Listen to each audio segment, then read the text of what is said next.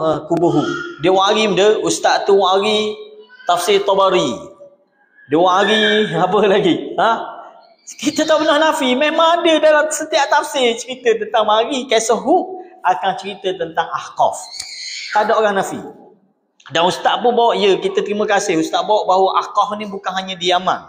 Ahqaf juga katanya di Jordan, Ahqaf juga di Oman. Hak tu tak ada orang nafi. Yang kita bincang secara spesifik di situ kubur. Mari mana? Wari mana kita tafsir? Wari satu kita hadis yang menunjuk situ tempat anda buat ibadah tu. Tempat yang anda pergi setiap tahun tu. Mari satu dalil daripada Quran ataupun sunnah yang kata memang situlah kubur.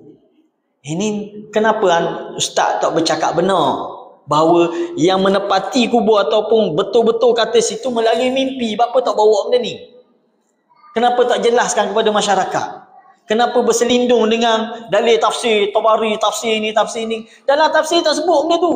Dalam tafsir hanya sebut di Ahqaf, bukit berpasir. Siapa yang nafi? Memang di Yaman, sebahagian Yaman ada bukit berpasir. Di Oman ada bukit berpasir. Di Jordan ada bukit berpasir. Hak tu kita tak nafi. Malah kalau kata betul lah di Yaman sekalipun, kita tak nafi pun bahawa kubur makam Nabi Hud ada di Yaman, tapi secara tepatnya di situ. Mana bukti dia? Tidak lain tidak bukan melalui tafsir, bukan melalui hadis, bukan melalui Quran, bukan melalui sunnah, tetapi melalui mimpi. Adakah ustaz nak nafikan benda ni? Tak. Kitab hak ustaz sebut, kitab almarhum siapa? Habib Salim ke siapa tulis. Dalam tu pun disebut. Bukan saya tak baca ustaz, saya baca. Kita baca kitab tu, Ustaz Adli pun baca kitab tu. Cuma agak-agak berasa buang masa nak terjemah, Ustaz Adli kata. Baik terjemah kitab lain lebih bermanfaat. Kitab tu tak ada benda pun, tak ada hujah apa pun yang dibawa. Semata-mata nakal qaul. Oh ni kata sungai daripada syurga lah, apalah.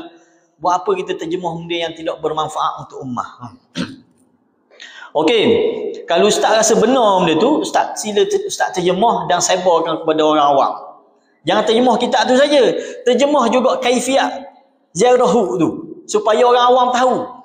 Saya cerita dan dedahkan benda ni bukan dedahkan untuk ustaz dan juga puak-puak ustaz, tidak sekali-kali. Saya dedahkan untuk orang awam yang tidak tahu apa yang sebenar berlaku di Yaman.